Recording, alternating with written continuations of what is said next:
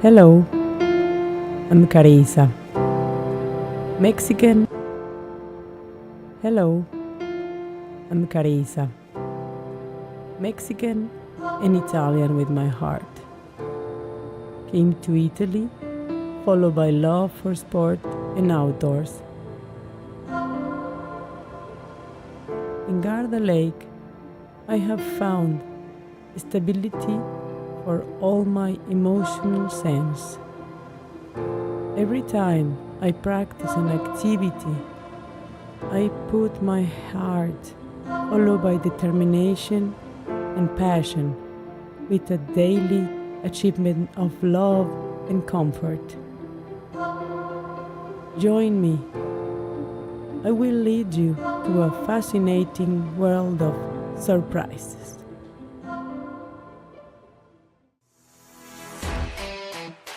I again will do a little bit of workout today.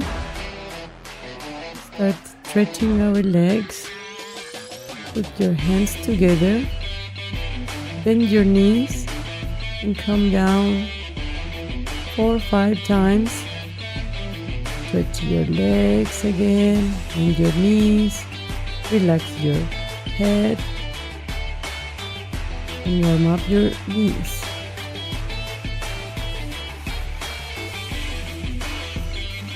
Good, and your arms up, open your legs, wide open, hand side to side, left hand, right feet, left hand. Relax your head and one knee, and stretch the arm behind of you. Raising your chin, breathing from the belly. Right hand and the opposite knee. Bend one knee with one big step. Bend the right knee and pull a little bit. Change. Wait for the count of 10-15 seconds. Breathing, reaching down to the floor.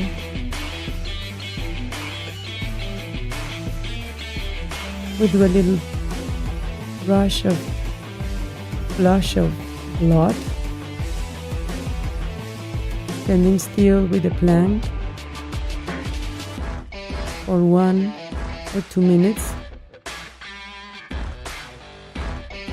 Elbows to the ground, raising your chin and your feet, and breathe. A little bit of power just to wake up all your body, giving a little flash of blood to the heart and making our heart rate raising a little bit.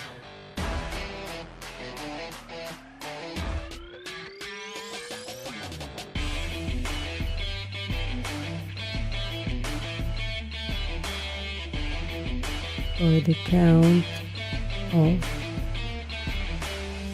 5, 4, 3, 2, 1. Sit down to your knees, stretch your back, and relax. Relaxing your neck, breathing deeply. For a couple of seconds. Go up again. Open your legs wide open. Hands behind your neck. Give a little bit of power sit-ups.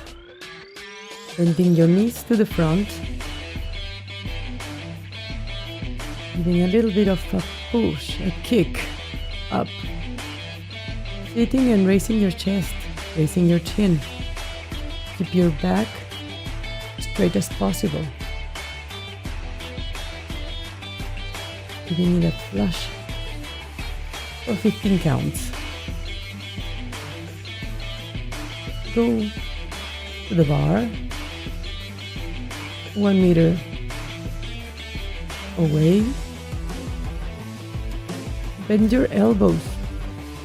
Your hands are together. Bend your elbows and kick it back. Kick it back, away, giving a little bit of power. Every time you push, you pull, get down, your feet all the way down. Breathing deeply from your belly. Bending the elbows towards you, not on the sides. Down. Try to keep your hands as close together to each other. Walk. Give it a count of 20 times, let's say. You can start with 10, then 15. Then with the feet together, hands together, just pull and push. Push and go down slowly, breathing. Bending your elbows towards you.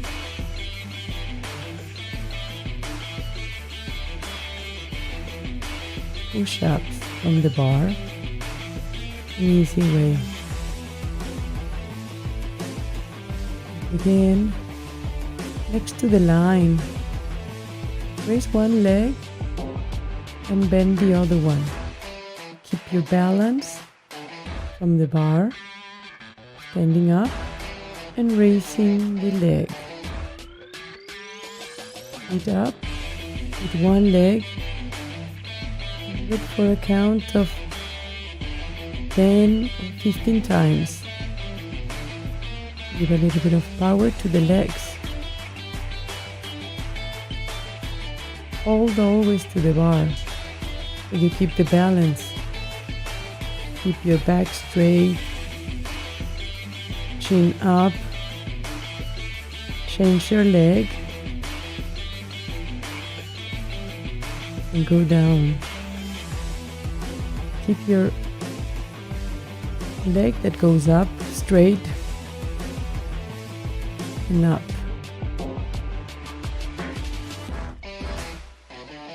Your back straight.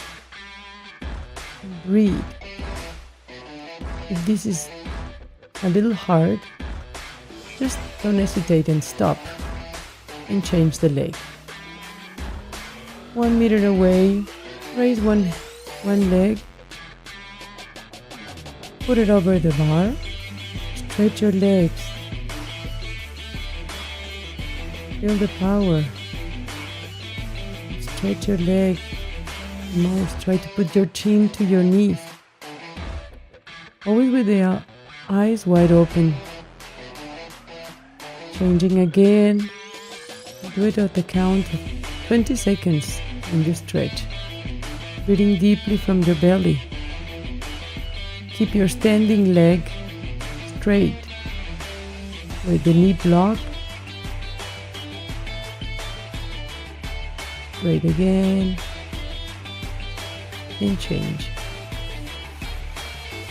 Raise one leg and put your feet above the bar. And stretch the quads. Stretch your leg. Most that you can go behind with the other leg.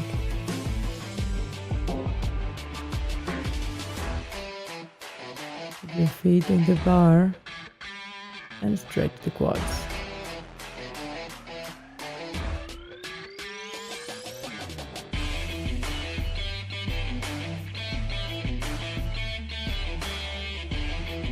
We're going to do a little bit of a power. Arms up on the sides. Keep your belly towards the floor, the chest. Bring your chin in and one and the other arm on the side.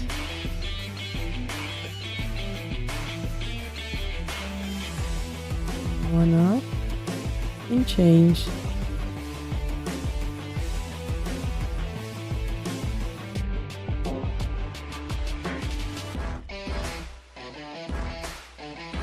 it for a count of 20 times or 10 times. You can start slowly and a little bit increase the times.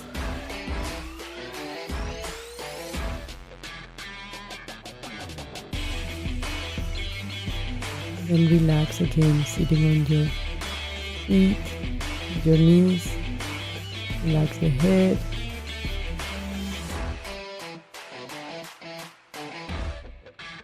There we go again.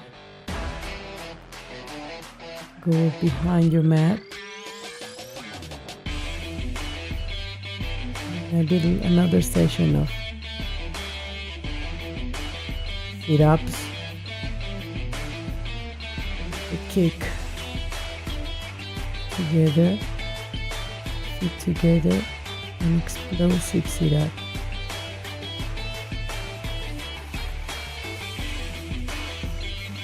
Make your heart work and your legs. Give it the power.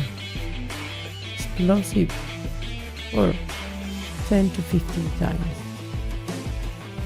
Relax again. Do it all over again. Stretch the legs, arms together. Go ahead, forward, bend your knees.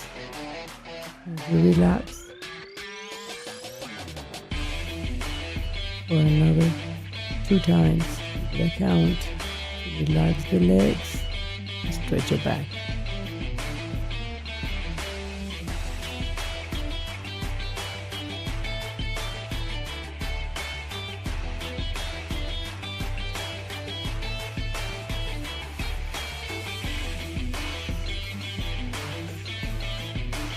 Open again your legs.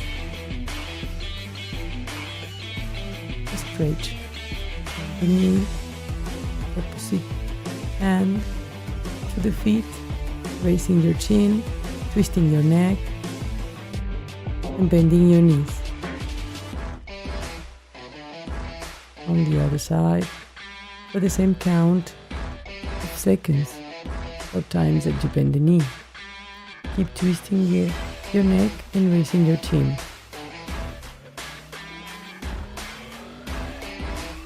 Hand with the opposite to your feet. Up again. Arms side to side. A big step to the front. Bend the knee. And sit down for a count of 15 seconds.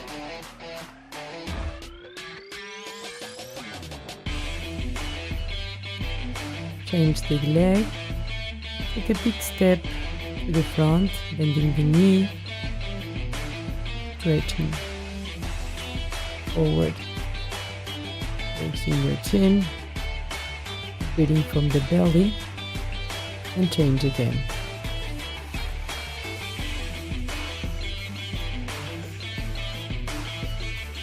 And place your fingers behind your neck.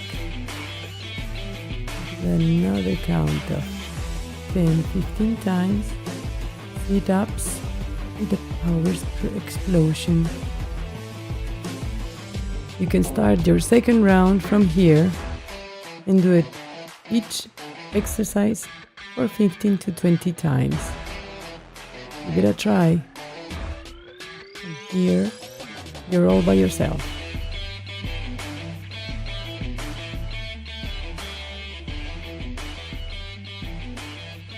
And see you next time.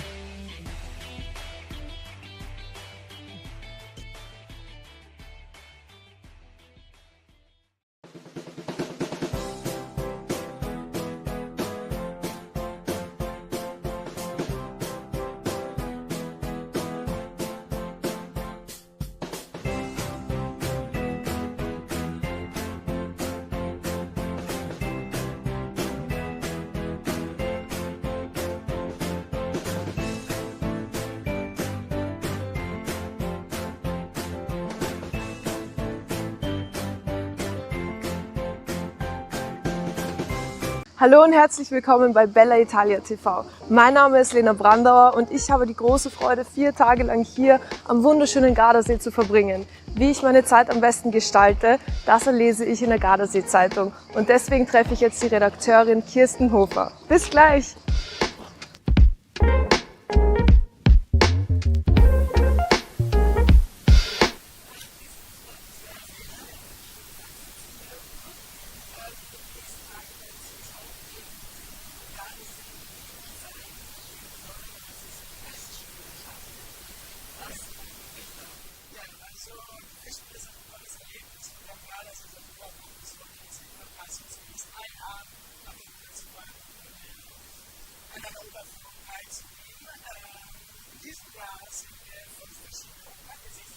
Abwechselnd werden, 60 am Abend insgesamt.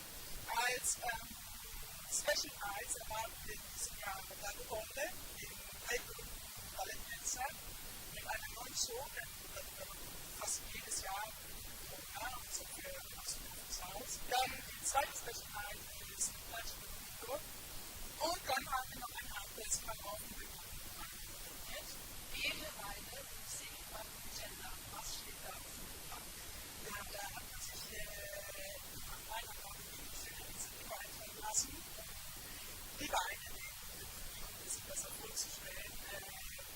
Wir haben leider sehr weiß, hier gibt es viele Weine und Baugebiete, die jetzt von der Rentenveranstaltung und im Weinanbau von Schiller, das im Weinprobieren ist, hat man sich dieses Event eingelassen für die Gesamtgruppe stattfinden. Das nennt sich Sound Challenge. Und zwar werden 16 Weingruppen, das Schiller Baugebiets einen guten Abend organisiert und man einen Wein probieren kann und gleichzeitig schöne Musik hat, also vom Jazzmann bis ein bisschen Rock. Also jedes Wein hat sich da ein bisschen was ausgedacht. Das Schöne ist, dass man das Geld bekommt man in jedem Wein 2 Gläser Wein. Das ist nicht wieder alles. Wie auch man das getan hat. Wenn ich mich verwandelt, dass ich jeden Gardasee im Sport das war in der Frage, wie man es noch begeistert. Also, eine Lagerklasse am Burg. In der werden einmal 25, 26, 27 Rockkonzerte gegeben. Und da die Bands aus dem Nationalpark, dann denken wir da noch schon Rentiere, Leute dabei, es ist nichts. Also, es ist ein komplett verbinden. Es hat schon so Konzerte organisiert. Und so viel bei dir, also ein Wochenende, Rock in der Natur oder traditionelle italienische Musik zu hören, im Gardasee oder im Musikstück. Der Ort denkt oft, wie er kam ist. Woher das Warum eigentlich hinaus? Also die Weltkonferenz, die hier, hat für einige Jahre gelebt. Das heißt, es war Jahre. Und so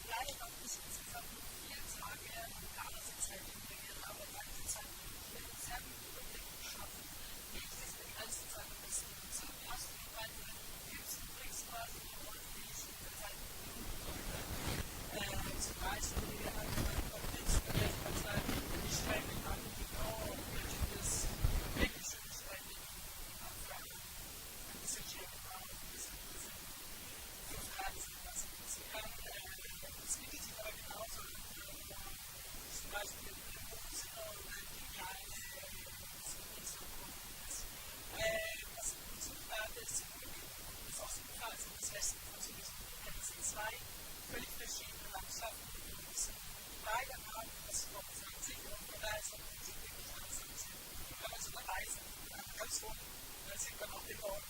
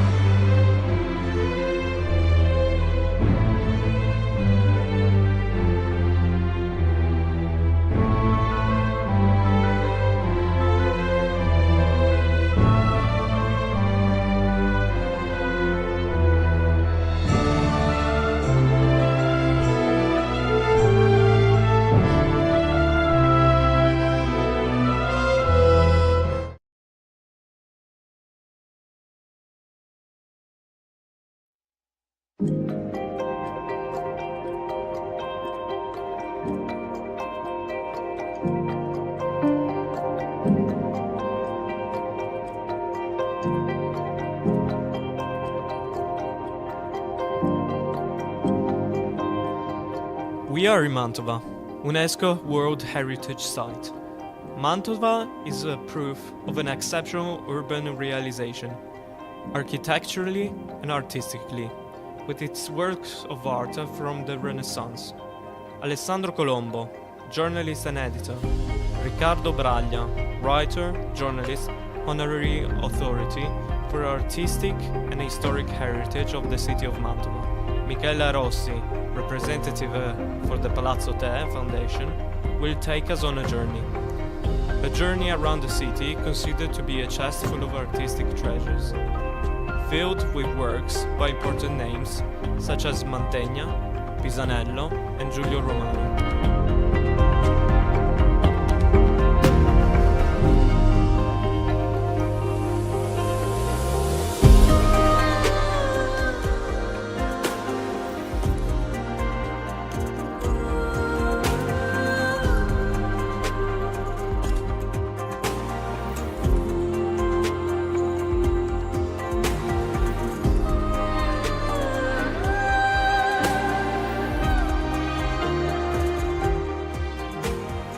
Good morning Europa from Bella Italia TV. We are in Mantova. Mantova is one of the best towns of Lombardia, and we would like to introduce our special guest, Riccardo Braglia. Good morning, Riccardo. Good Welcome morning, to us.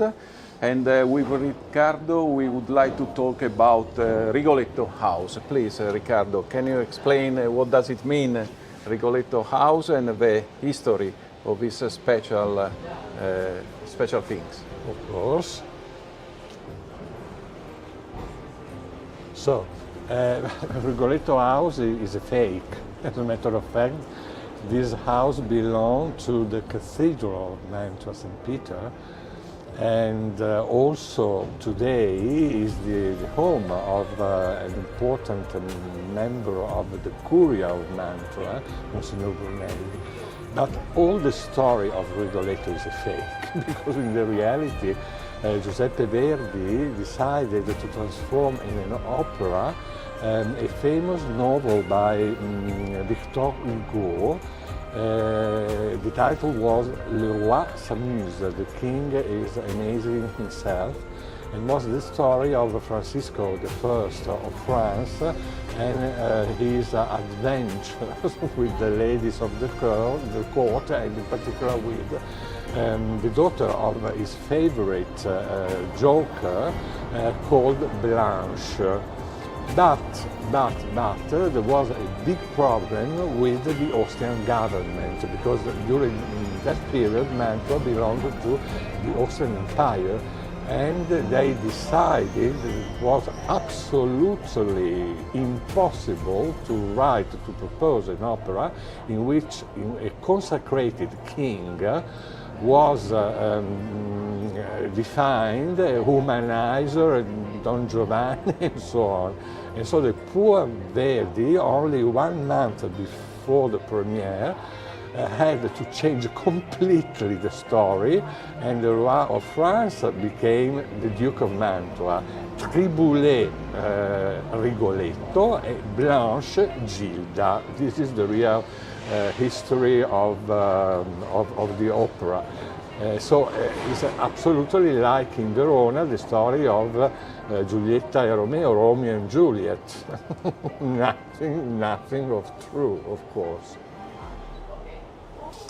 With Bella Italia TV, we are exploring our Italian town. So we have been in Verona, and we explain to everybody the history of Giulietta and Romeo.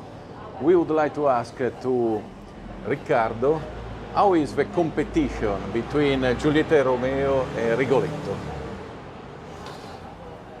Well, the competition is nothing, because Rigoletto is a figure known by people that loves opera, and finished. On the contrary, Romeo and Juliet, everybody also in South Australia or in the island of Fiji, everybody knows the story, and so I think that the winner is Verona.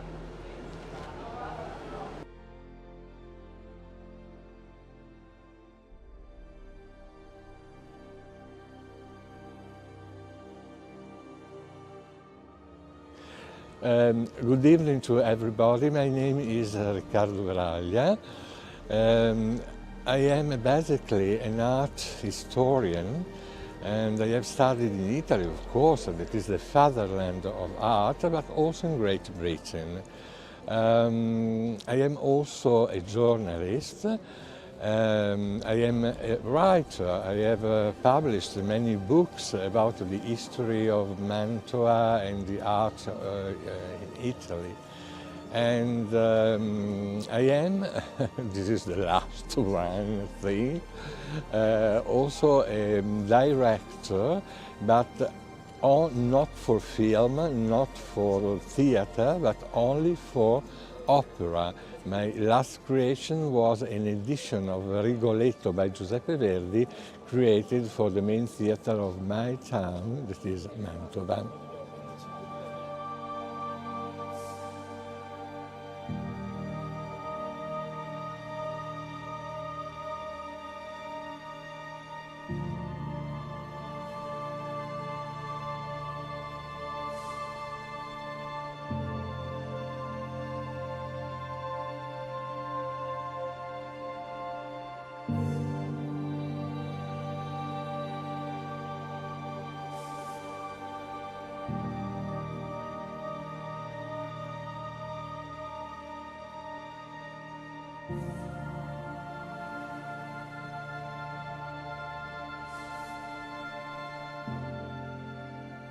We are walking around Mantova, and now we are going to explore Palazzo Te. Palazzo Te is a masterpiece of Mantova, designed by Giulio Romano.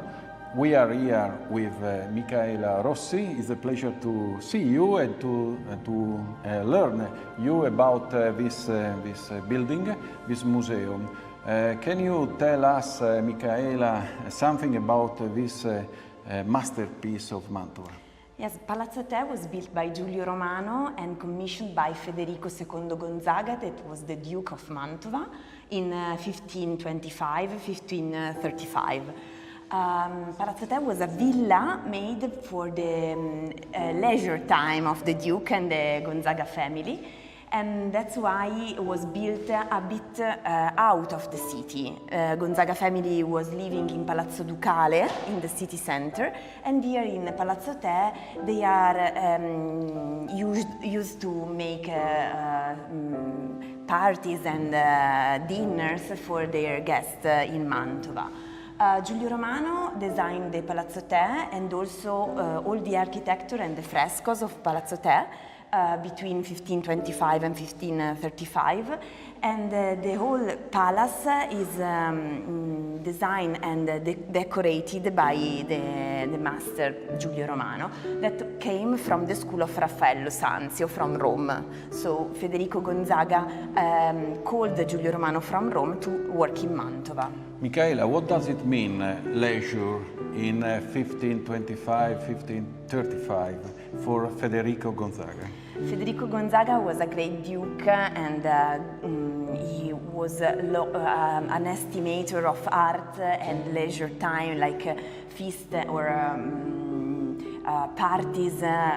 He invited also the emperor here in Mantova and made a great dinner in Palazzo Te for the emperor. So that was the main use of Palazzo Te, because it was not a house, a normal palace, but it was a palace that room by room hosts guests and want to give a sense of wonder and beautifulness for all the people that came in Palazzo Te. What we are going to see now, walking around the Palazzo Te? Palazzo Te has some rooms very, very beautiful and famous all over Italy and Europe, like the room of horses that have some portraits of the real horses by Federico Gonzaga, or the room of giants that is all decorated from the floor to the ceiling with fresco of Giulio Romano. Talking about the future, your museum, in which way will change the approach to the visitors? So I mean, are you going to propose virtual reality visit also for coming from this museum? Yes, we made an application for mobile with which people can just download on his mobile phone and go around Palazzo Te having a visit guided by our curators in Italian and in English. And we have also augmented reality and virtual reality path in the museum.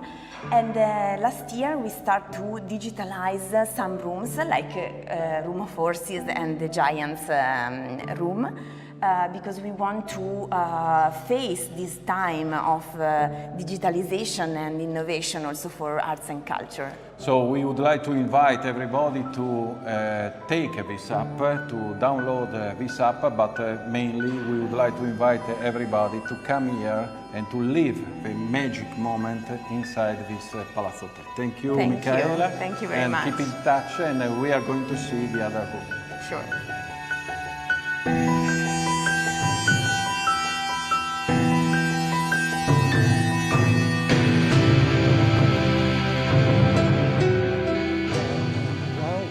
In the sumptuous ducal apartment of Palazzo del Te. This fabulous palace was built by Giulio Romano, the favorite pupil of Raphael, and was built for Frederick II, Duke of Mantua. The period is between 1530 and 1539, or, according to another tradition, 1525, 1535. Nonetheless, the apartment, the Paris, is considered really a masterpiece of the Manneristic period. Mannerism is the late Renaissance period of European art. This room was originally the antechamber of the apartment, as it's called, room, or better, hall of the horses, because, as you can see, on the walls are painted 6 beautiful thoroughbreds that were real animals. They are not the fruit of Giulio Romano's fantasy. They were the 6 favorite horses of Duke Frederick II, fantastic example of the famous breed that was typical of the House of Gonzaga and well known everywhere, in Europe.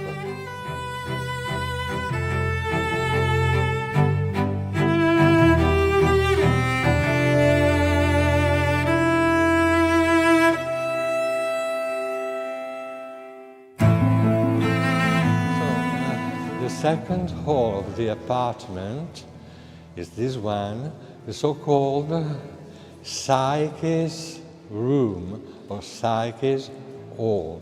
Originally was the banqueting hall of the apartment. The name Psyche derives from the frescoes that you can admire on the ceiling and on these 2 walls. These frescoes, as a matter of fact, tell us the legend, the story, the tale maybe is better, of Psyche, that was a beautiful Greek princess, loved by Cupid, the god of love and the son of Venus, goddess of beauty and love, of course. It's a very complicated story because Venus was terribly jealous of Psyche, but after many problems and disaster and so on, the couple was able to marry, and Zeus, or Jupiter, as you like it, the king of the gods, created Psyche like a new goddess of the Olympus. The scene, the double scene on the 2 walls, is the wedding or nuptial, as you like it, banquet, where all the ancient divinities are invited. They are really easily recognizable from their attribute. For example, Apollo, the god of sun and the music, Bacchus, the god of wine, the nymph of the waters, and here the goddess Venus herself that is preparing the great, the sumptuous table for the wedding.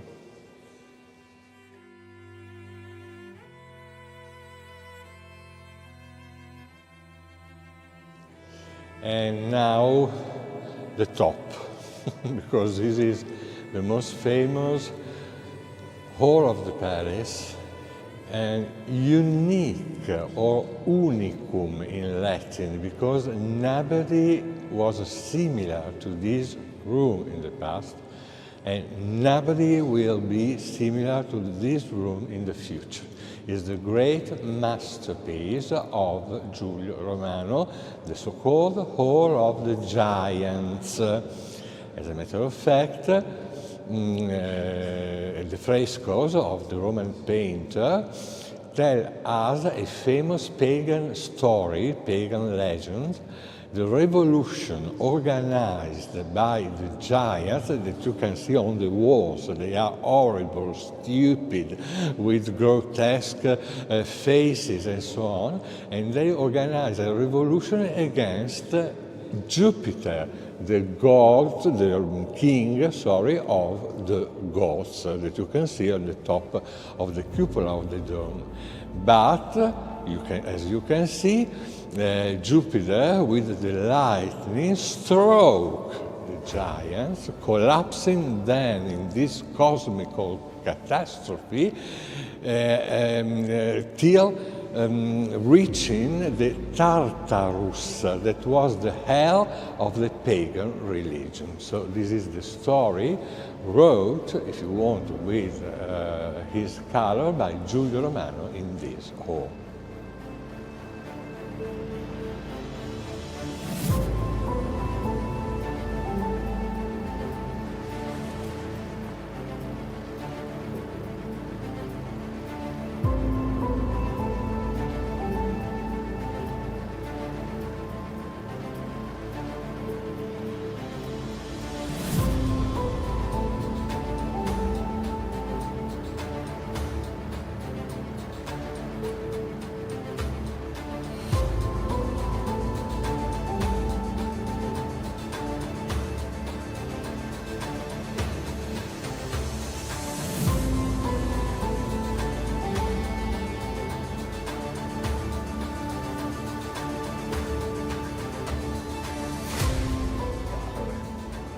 Walking together with Riccardo Braglia, and Riccardo Braglia will tell us something about Mantova, because Mantova is not just a little town, but it was also a capital. So what does it mean, capital, for this town? The first thing to tell, is that Mantova is really, really ancient, because Mantova was an Etruscan town. So she's elder than Rome. And the period of glory, as a matter of fact, was the period of the house of the dynasty of Gonzaga. During this period, about 4 centuries, Mantua was the capital of a small state, indeed, but very famous all over in Europe for the splendor and the elegance of the court, and for the patronage of the member of the family, with very important artists like Tiziano, della Mantegna. Also Leonardo was for a brief period here in Mantua at the court of the Gonzaga, and so on. Rubens 8 years. He lived in Mantua 8 years, so was the most important painter of the first period of the Baroque age, and so on. So really fantastic palace. So Riccardo, is very miscellaneous between history and art, this town. Absolutely, because all the members of the family were dominated by the passion for art. Now with Riccardo Braglia we are going inside the Palazzo Ducale. Yes. So we would like to discover Palazzo Ducale together. With pleasure. Is a huge complex, about 35,000 square meters, and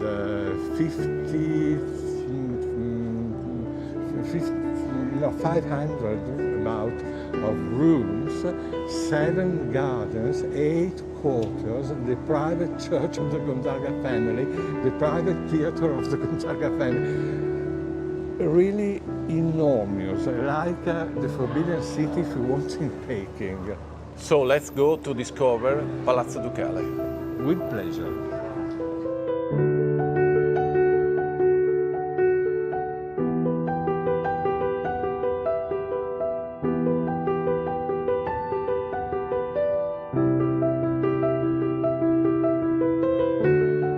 Riccardo, wonderful room.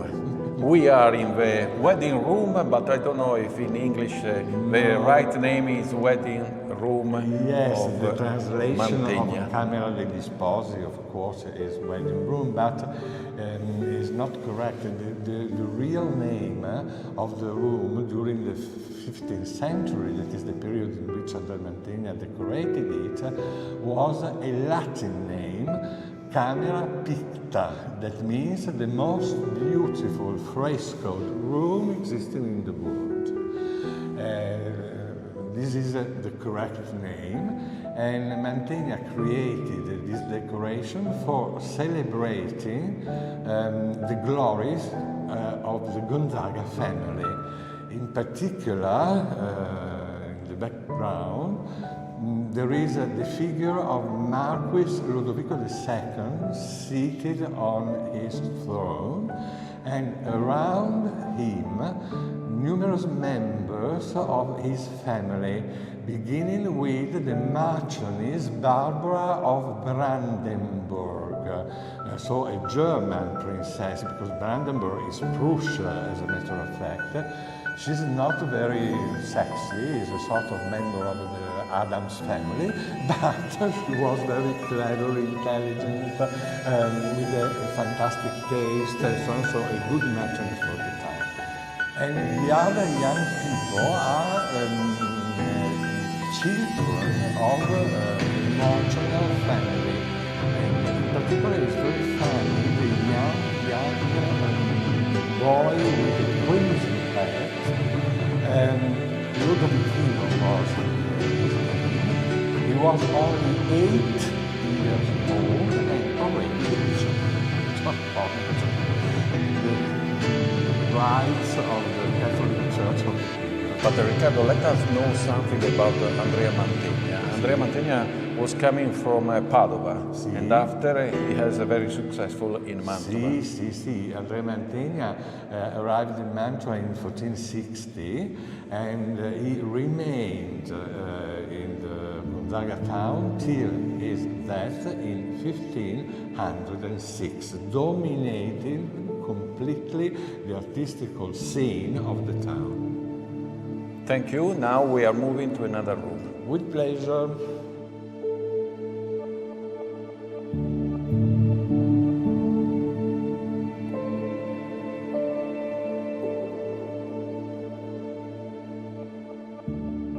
So Riccardo, we are walking on the Galleria of Exhibition, on the first floor of a new area of Palazzo Ducale. Sì, the so-called Corte Nuova, the new court. New court. Because the palace is divided into sections. The old court that was started in the 13th century, and this part is the new court. Work started about 1530, 1532. And what can we explain to us about this special place? This is fantastic. Was built by Vincenzo I Gonzaga, the same Duke of Rigoletto, as a matter of fact, and it's called the Gallery of the Exhibition because the purpose was to show the most important treasures of the famous Gonzaga's collection of art. And you can understand easily this fact looking at this wall that is divided in 3 orders of niches. All of these are Gonzaga? No. These are Roman statues representing emperor and empresses. They are ancient.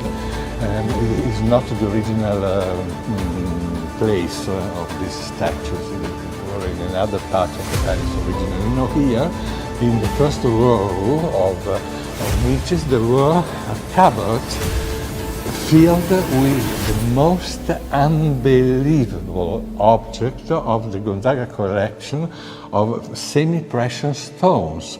You have to imagine service for example, for the table, made in massive lapis lazuli, decorated with gold, pearl, diamonds, emeralds, rubies. The second row are frames for canvases. And for example, the most famous canvases exposed here was the Death of the Virgin by Caravaggio, that originally belonged to the Gonzaga family. And the third row is the unique, the only one that preserves also today the original destination. So they are niches, like a shell, oval shell if you want, for the exposition of Roman busts. So it's so nice, very wonderful. And next step, where we are going to? To a particular apartment for having just an idea of a typical collection of the Renaissance and Baroque age, the Wunderkammers, so the room of the beautiful things. Very particular collection that we can explain in a few minutes. So we will see later. Yeah.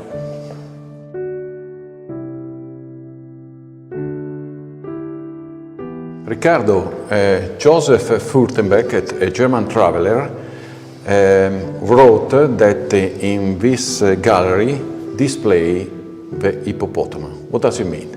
No, nothing. So this gallery was, as a matter of fact, a naturalistic museum, but according to the ideas and the mentality of the period. So the object, the animals and so on, were chosen not for the importance in the natural history, but only when they were strange, bizarre, never seen in Europe and so on. And so the hippopotamus, of course, was one of these monsters, this wonder of the nature. But there was another object terrific in this gallery, was the mummified body of Passerino Buonaccorsi. The Buonaccorsi were the first lords of Mantua between the second half of the 13th century and the beginning of the 14th century. And Passerino was killed by Luigi Gonzaga, the first Gonzaga to reign over Mantua.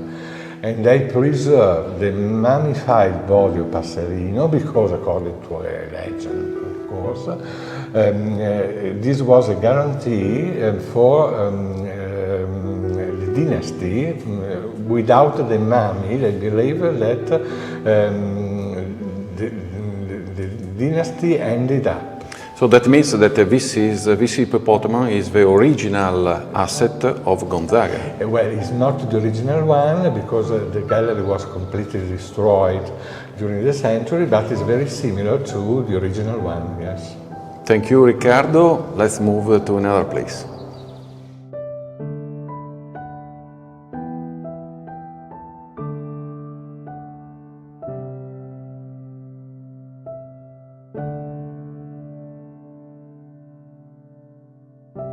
It seems to be in Versailles, but we are still in Mantova. In Mantova, we are in the very nice gallery, the Mirrors Gallery.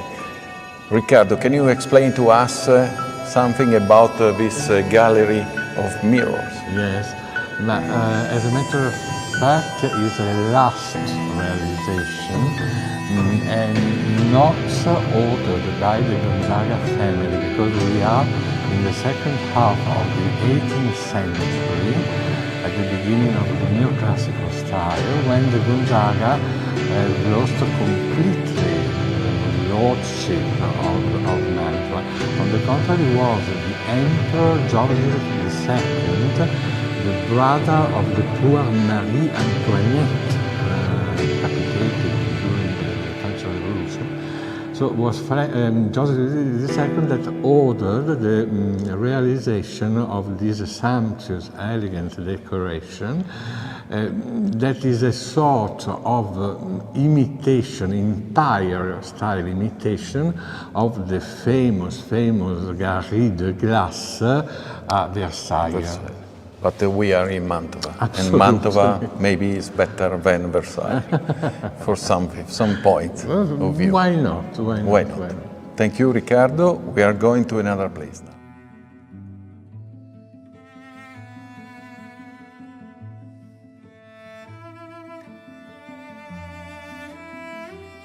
So, Riccardo, we are moving on the Palazzo Ducale outdoor, and we are on the special garden, hanging garden. Can you explain to us the particularity of this garden? Yes, this is fantastic. I adore it. Also because it is unique in the world. It is the only real hanging garden existing in the world. And as a matter of fact, there is a difference of 11 meters from the level of the garden and the level of the ground floor.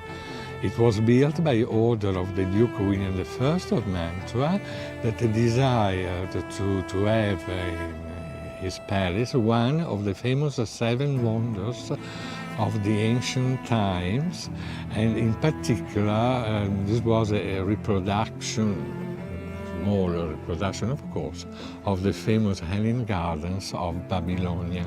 In Babylonia. Yeah. Thank you, Riccardo. Now we are moving to the last place.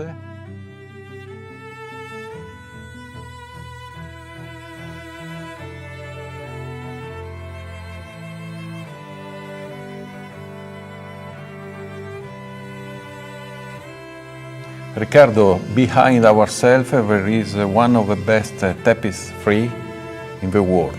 Can you explain to us the details of this tapestry? Yes. The Ducal Palace of Mantua possesses this unbelievable collection of 9 tapestries designed by Raffaello and woven in Bruxelles. Amidst the 9 pieces, this one, the Miraculous Fishing, is considered the most beautiful Renaissance tapestry existing in the world. And this in particular for the play of reflection of the figures of Jesus Christ and the apostles in the water of the Lake of Tiberias that you can admire and really shocking. On the contrary, the most famous medieval tapestry is in Paris. Hotel de Cluny is very famous also. This one, La Dame à la Licorne. But this one is the most important. For the Renaissance, for the medieval, La Dame à la Licorne. Thank you, Riccardo. Now we would like to show the tapestry directly to our on our television. Yes. Let's go ahead in this way.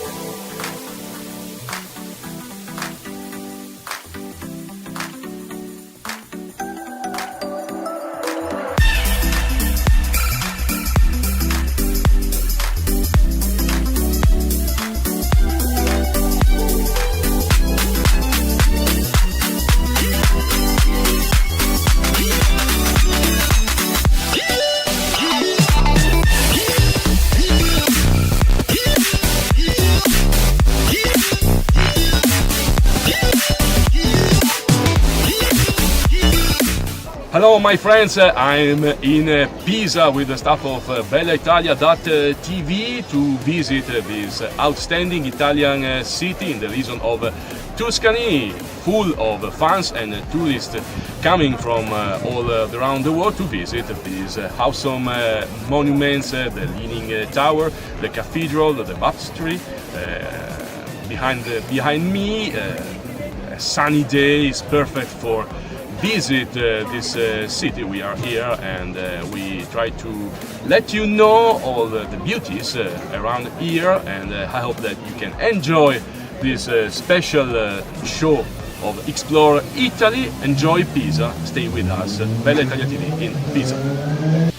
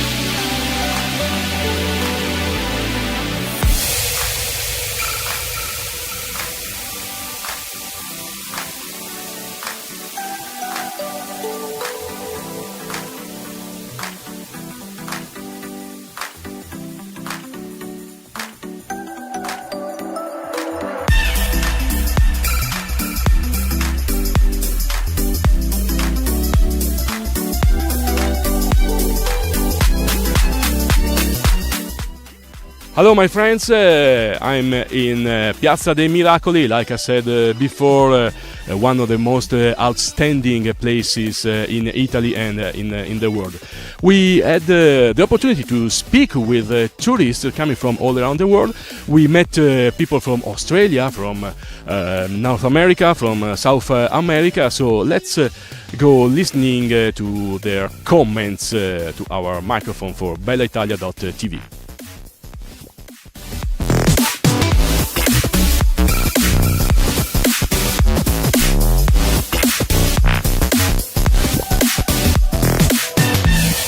Yep. See? We originally came for the Giro d'Italia. We did a bike style tour on bikes, and we rode Stelvio and a couple of other climbs. And we saw the finish with our Australian guy winning the race. Hindley. And what about the beauty of this place, of this outstanding city?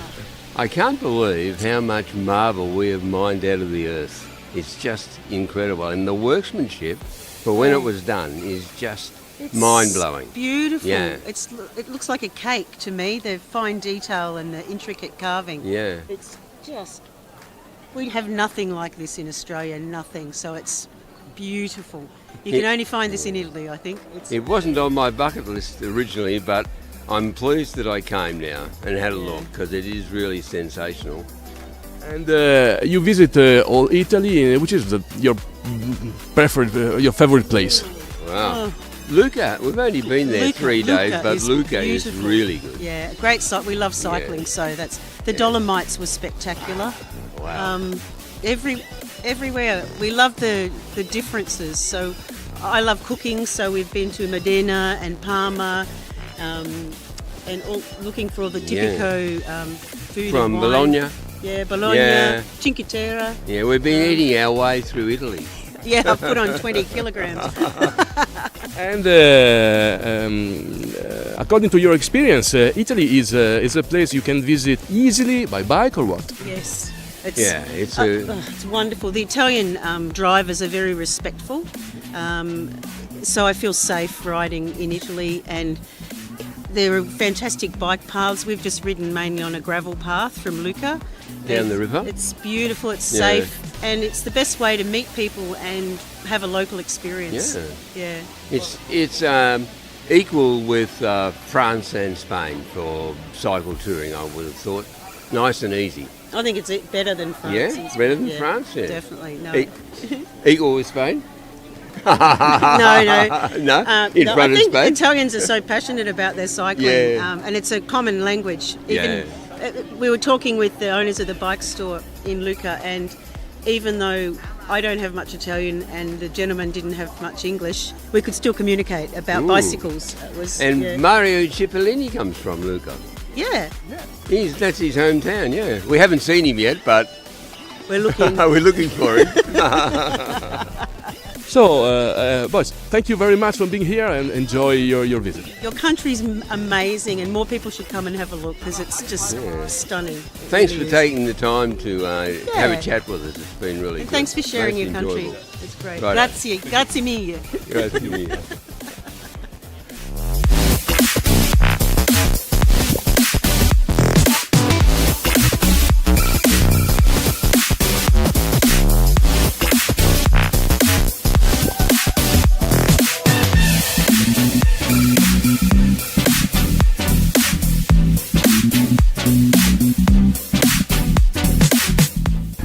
We're from California.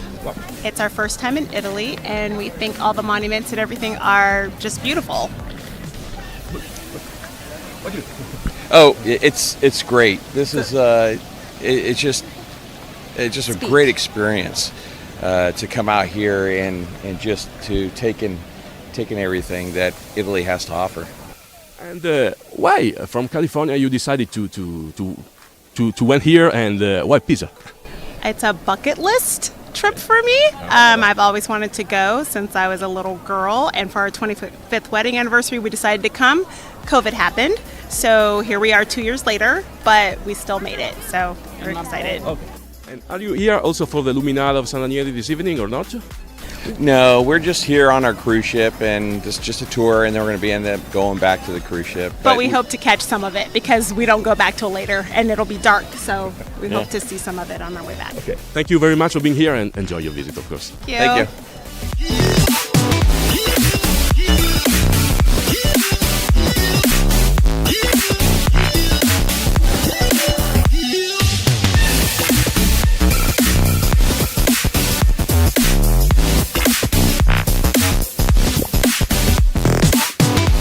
Well, I'm from Florida in the United States. It's my first time here, and I think it's beautiful. I think the architecture is amazing, and they've done an amazing job keeping it restored and looking beautiful.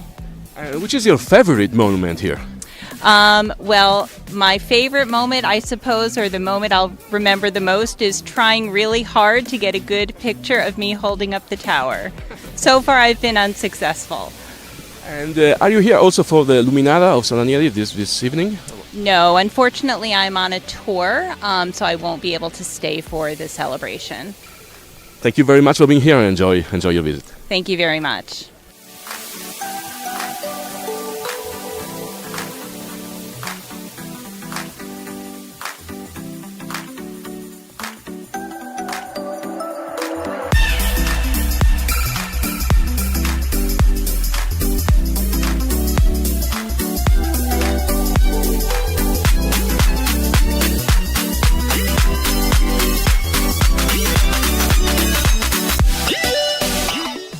Hola, hola, bueno, nosotros somos de Chile, estamos de vacaciones acá en Italia recorriendo todos los más bonitos lugares de aquí de este país. Creo que uno de mis monumentos favoritos son la Torre de Pisa junto con el Vaticano, que ayer fuimos para allá. Muy, muy bonito todo y bueno, increíble la arquitectura aquí de esta torre.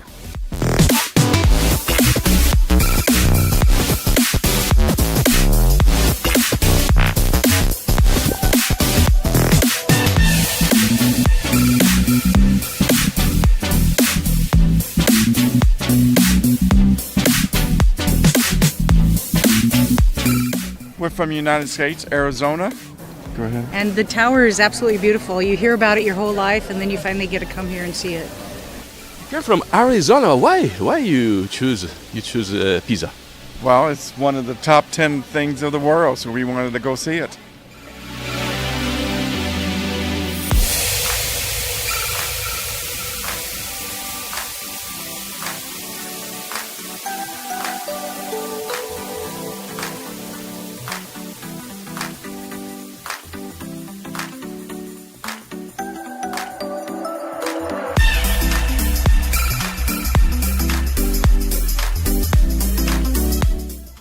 From this unusual point of view of the Leaning Tower in Pisa, to talk about the Luminara di San Ranieri, a wonderful event that they organize every June here in Pisa, all along the Arno River, with many thousands of firelights switched on to create a unique and a wonderful atmosphere.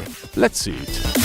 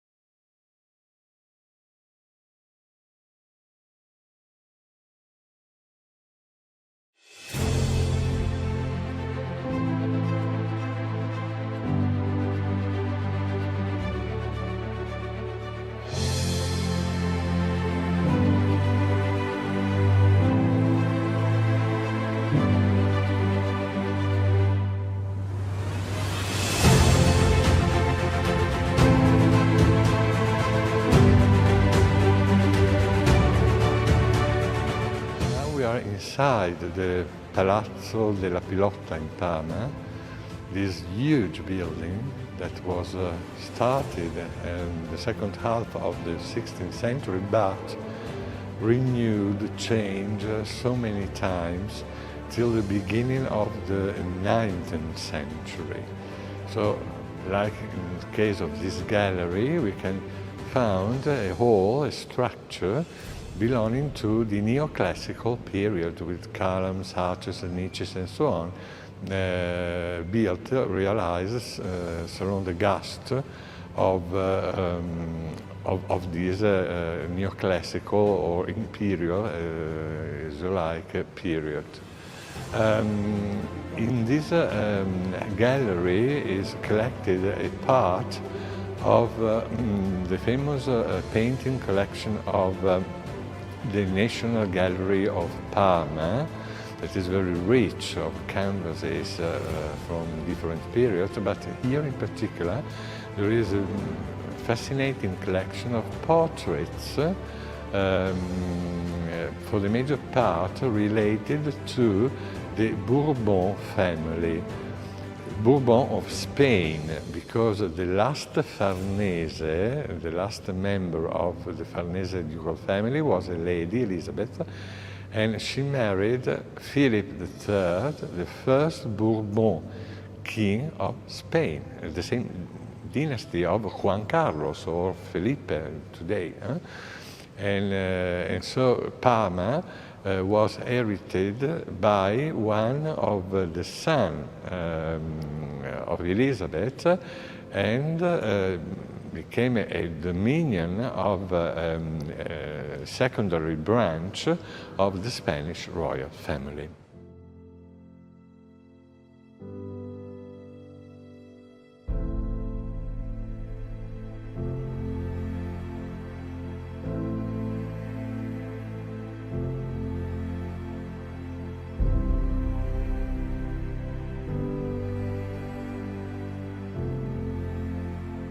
Well, and always in this nice, elegant gallery, there is a real great masterpiece that is the statue that you can see, made of marble of Carrara by Antonio Canova. Surely the most important sculptor of the neoclassical period in Europe. He worked for the popes, he worked for Napoleon, the Tsars of Russia adored to collect his creation and so on. And this is particular because the statue represents Maria Luisa of Austria, so from Habsburg, like a Roman empress, or maybe like the god Juno, the goddess, Juno, the queen of the gods, the Greek and Roman mythology. The statue was realized after the collapse of the Napoleon Empire, and is situated in Parma, and in particular in this museum since that period, as a matter of fact.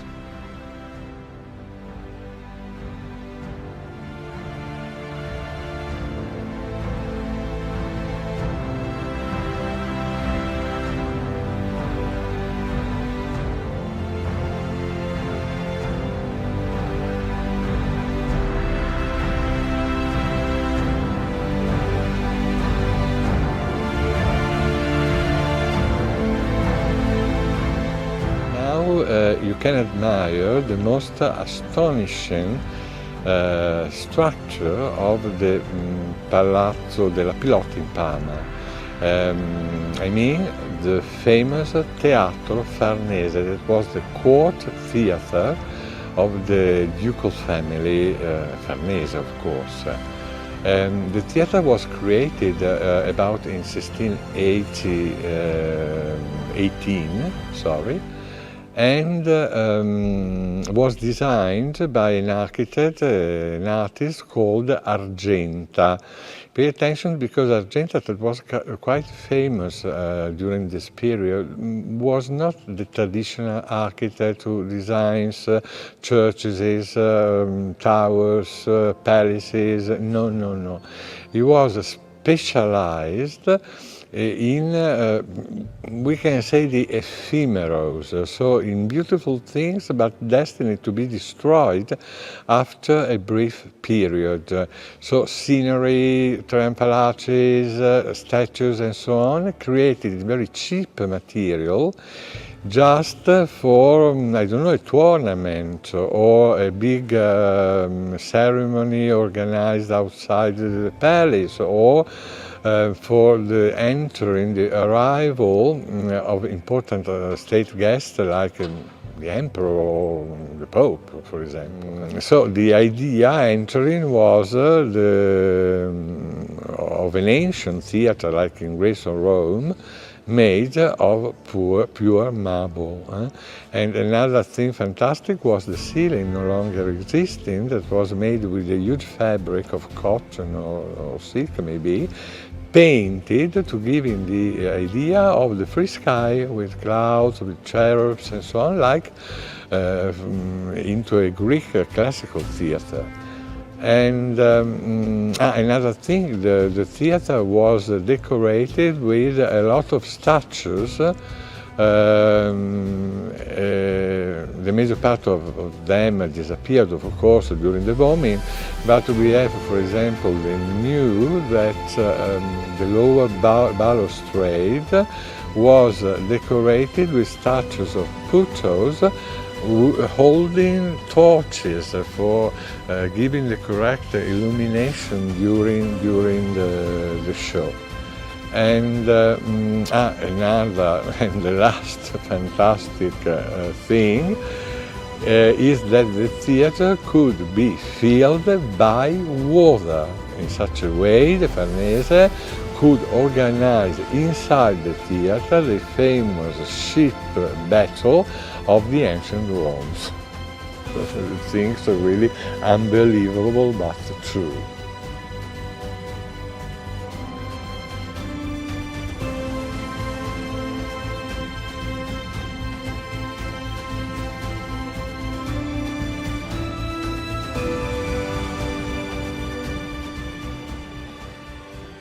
Well, now we are in the beautiful Palatine Bibliothèque of Palazzo della Pilotta, where is organized a part of the great, large exhibition that the town has dedicated this year to the ducal family. And this part of the bibliothèque is the most charming because it was organized for giving to the public the idea of the type of collectionism between the end of the 16th and the beginning of the 17th century, not only in Parma but generally in Europe. The collection of royal families were composed by canvases, of course, and here in the Palatine Bibliothèque we have a magnificent portrait of Pope Paul III, made by Titian, by Tiziano in Italian. Paul III was really the founder of the glories of his family, because till Paul III, the Farnese were, yes, a noble family, but of a small nobility, not very important, of the era of Viterbo, not far from Rome. When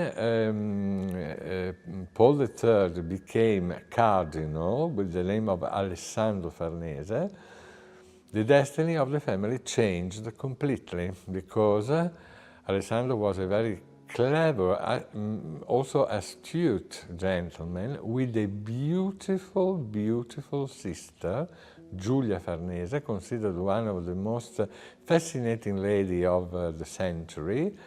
And he was so able to introduce the sister in the bed of the Pope reigning in this period, the terrible Alexander Borgia, the father of Lucrezia Borgia. And of course, the old Pope, the old Alexander, lost his head completely with the beauty of Julia, and so he started to give honor, money, richness, and so on to the family. And in a brief time, the Farnese family became one of the most important of Rome. After some years, the same Alessandro was created Pope during the council, and in such a way he was able to complete in a definitely way the glory of the family, and also the history of Parma, because Parma was originally an independent commune, a free commune, but belonging to the States of the Church. And Alessandro decided to create a duchy, the Duchy of Parma and Piacenza, for his first-born son, Pierluigi Farnese. Yes, son of the Pope, most normal during the period. And in such a way started the domination of the family on this area of northern Italy. So, in this box, in this cupboard, we have a really sumptuous object, en français, a coffre, a casket, that is made of gilded silver, precious stones, and well, these are fantastic. They are not pieces over glasses, but is rock crystal worked in exceptional way in Milan, because during the period the most important factory for the semi-precious stones were in Milan. And this rich object is, in a very simple way, a box for containing the real masterpiece, that is the famous tazza Farnese, in English Farnese cup. As a matter of fact, it's not a cup, it's a patera or fial. It was a vase used during the sacrifices in the pagan, in the pagan religion, but currently the name was coppa, was cup, and is in calcedonio, so semi-precious stones with different layers of different colors that are used, that were, but also today used by the creator of cameos for obtaining the different chromatic solution of the composition. This is beautiful for two fundamental motives. The artistic value, that is terribly high, the execution of the figures in the middle that represent the glory of the empire, the richness of the empire, are made in a fantastic way with fantastic details. But the other important thing are the dimensions, because this is the largest cameo existing in the world.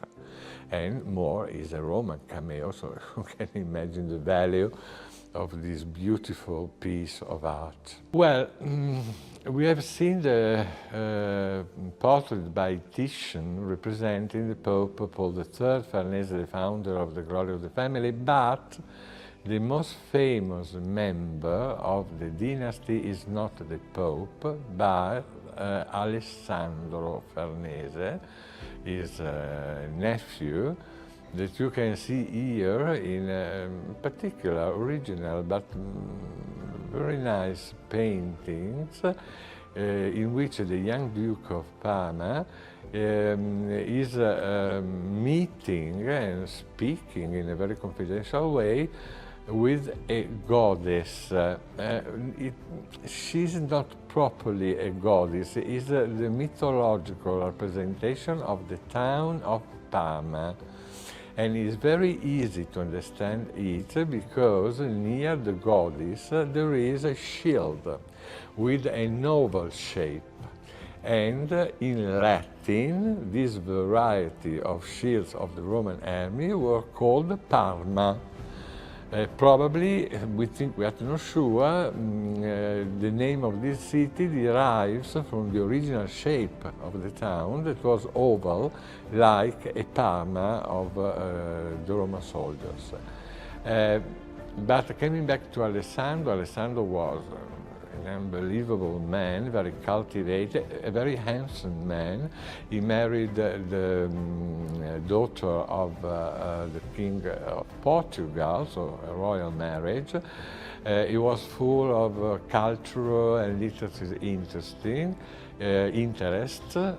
and more, this is important, was a fantastic politician and a mythological man of war. As a matter of fact, the King of Spain, Philip II, every time had problems in war, for example with the Belgian provinces that were under the Spanish domination, but they didn't like this, so there were a revolution every 2 days. Regularly, the king, Philip II, sent the Duke of Parma to control, to solve the situation. So, really a great personage. And now, I think that I adore, well, there is not the value of the Tazza Farnese that is without price, but is fantastic and was an object that was almost common during the late 16th century. You can see is a silver statuette representing a deer mounted by the goddess of the hunting, Diana. But in the reality is a play for adults, of course, used during the banquet.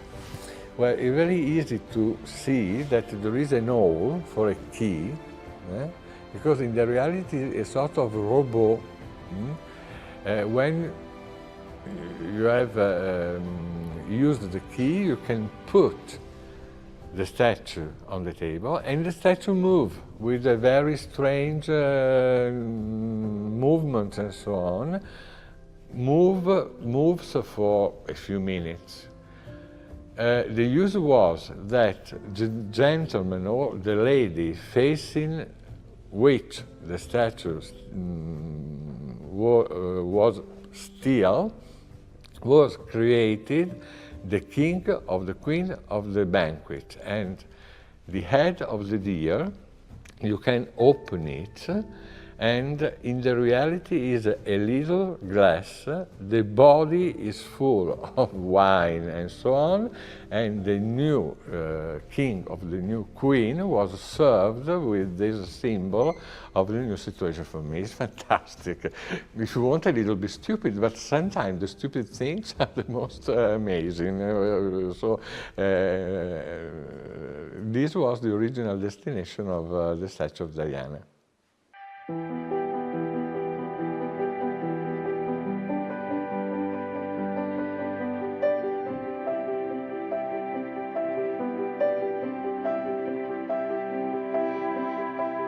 We are in Parma.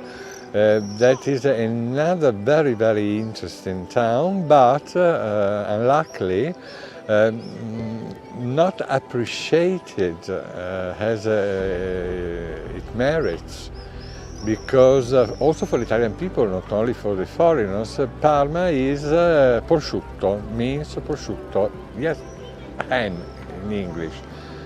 This is okay because the Parma ham is one of the most fantastic Italian food that you can find, but the city Parma is far, far more than ham. Also, Parma was a capital of an independent state, very small, because before the reunification of Italy. The Dukes of Parma were not the Gonzaga like in Mantua, but the Farnese family, another important dynasty of our history, and grace to the presence of the court, of the Farnesian court, the town was decorated with elegant palaces, beautiful churches, and so on. For example, behind me, you can see one of the many facades of a particular building that was a part of the ducal residence of Farnese, and is called Palazzo della Pilotta. Well, Pilotta is a very bizarre name also for the Italian people, because you can find it only in Parma, and is the transformation of a Spanish word, pelota, that means ball.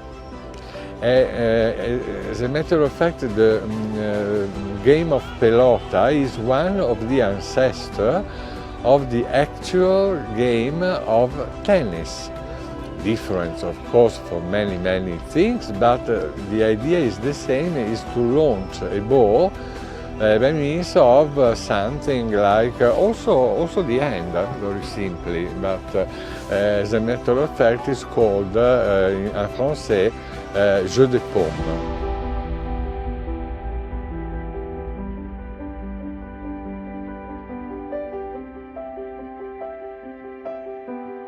Fine.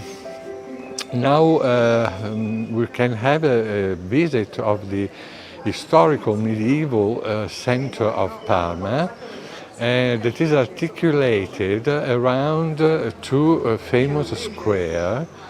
The first one is Piazza Duomo, that means Cathedral Square, because it's dominated by the Cathedral of Parma, a very ancient building, and there are also the Palace of the Bishop, Romanesque age, so about 12th century. But the most important building is the Baptistry of Parma. This is the masterpiece of a great architect and sculptor between the Roman and the Gothic period, whose name is Benedetto Antelami.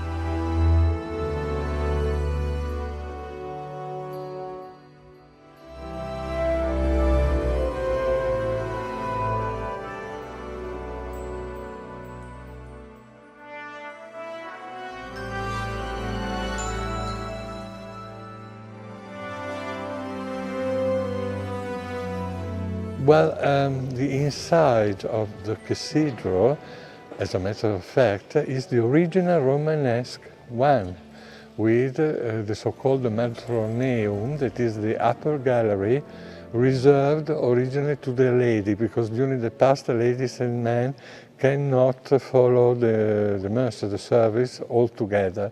But today it's quite impossible to understand immediately that is the original medieval church, because it was covered by a series of very rich frescoes,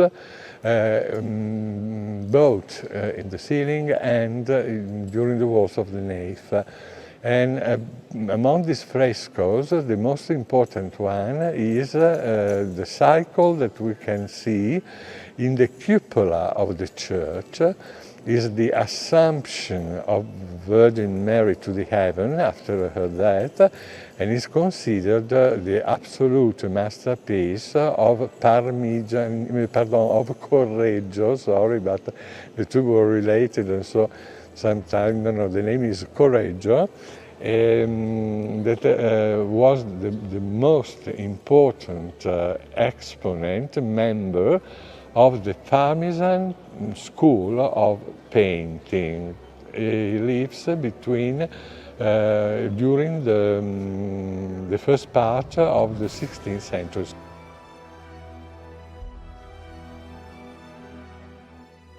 So, now we can admire one of the 4 doors of the baptistry of Parma, an absolute masterpiece of sculpture and architecture between the end of the Romanesque and the beginning of the Gothic period. I already told that the name of the master was Benedetto Antelami, and the baptistry is octagonal, but not for a question of taste or fashion. No, it's a symbol, a Christian symbol, early Christian symbol, because the number 7 was a representation of a complete cycle ended and complete.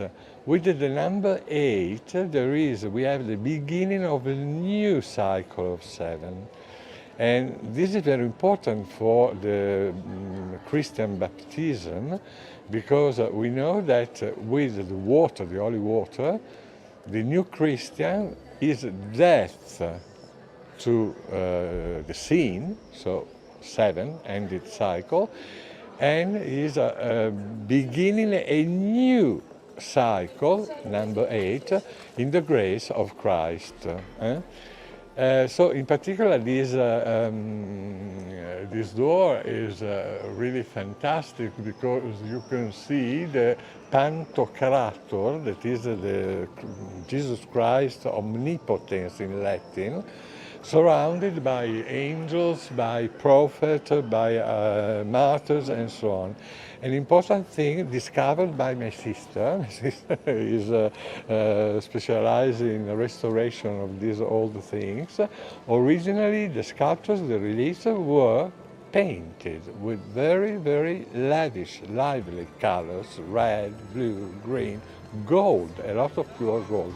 But alas, the major part of this painted and gilded decoration disappeared because of weather, rain, sun, and so on. It's a pity, but originally it was in this condition.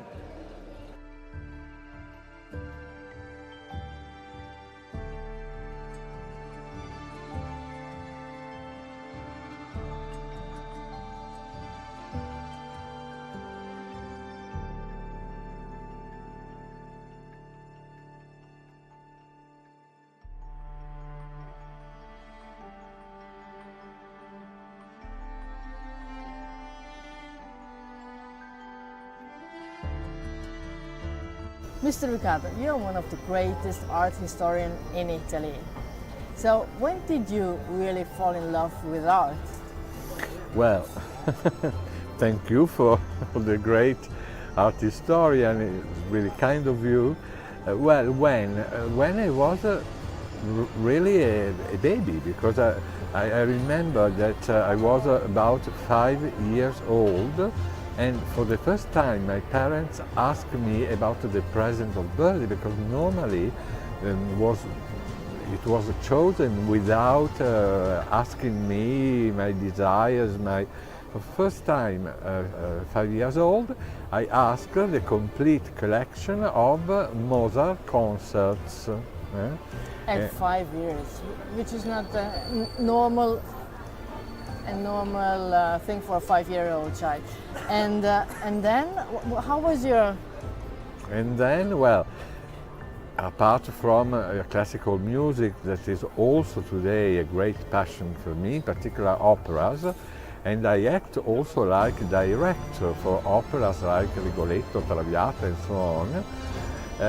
Immediately after, there was a new passion that was history, but not the contemporary or 19th century. For me is a little boring, but the ancient history, so Egyptian, Greek, Romans, and then medieval period, Renaissance period, Baroque period. And I was fascinated in particular by the great figures, personages of the history, like, I don't know, Cleopatra, or Nerone, Nero in English, and then the Emperor Frederick II of Sweden, Peter the Great of Russia, And so also with the help of this interest for the personages, the most important personages, also history became one of my passions. You traveled a lot and you start traveling at 13 years old. Mm-hmm. Which is not... Yes, and well, I was really young, sorry. Naturally, I traveled not like a tourist, but for the languages. So I spent 1 month, 2 months during summer in Great Britain or United States or France. And for me it was a very important experience and really beautiful for me, because as a young boy I had the occasion of meeting people of completely different civilization, languages, culture, a very stimulating experience for my brain.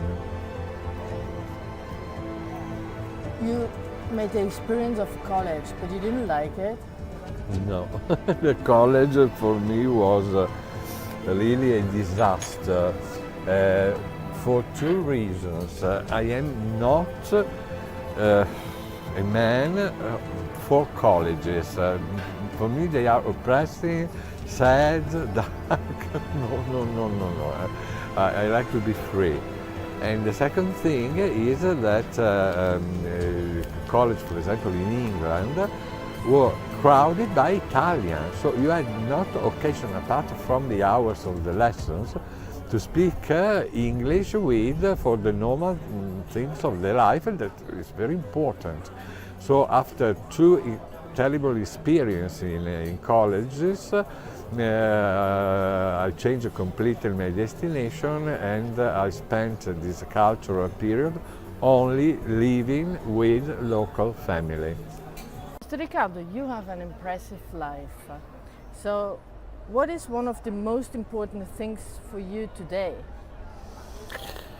But, well, of course, my family, my sister in particular, animals, because I adore pets and in particular cats. But yes, there is a thing about I am really proud. Is an activity of volunteering, better correct pronunciation. For example, in prisons, each week or each 15 days, I go to the Mantua's prisons for teaching history of art, of people living in this situation, and also the criminal asylum. There is a criminal asylum very, very important in the province of Mantua, with people that did terrible things, but it's not their fault. It's the mental illness that acted for them. And also in this case, I organize, it depends from the years, courses of art or courses of classical music, also courses of cooking, for example. And is really a fantastic experience. In particular, the criminal, the guests of the criminal asylum, they have a love for me that is fantastic. For me, these are the really important things in the life. To be able to understand the others, also if they are capable of something, but we are human beings, so they are not gods or angels. And to try, for your limited experience, to give an help to these people. For me, this is fundamental. What is your object for the future? This is a big question. The only answer is all, because I am interested in all the branches of human culture, and I never stop to study. The major part of people at the end of university has finished. No, I am still studying every day, each day, because every day, each day I discover new things, fantastic, that I want to study, to appreciate, and so to live 1,000 years, but not for living stupid, but for having the time of appreciating and studying all the new things that I discover continuously.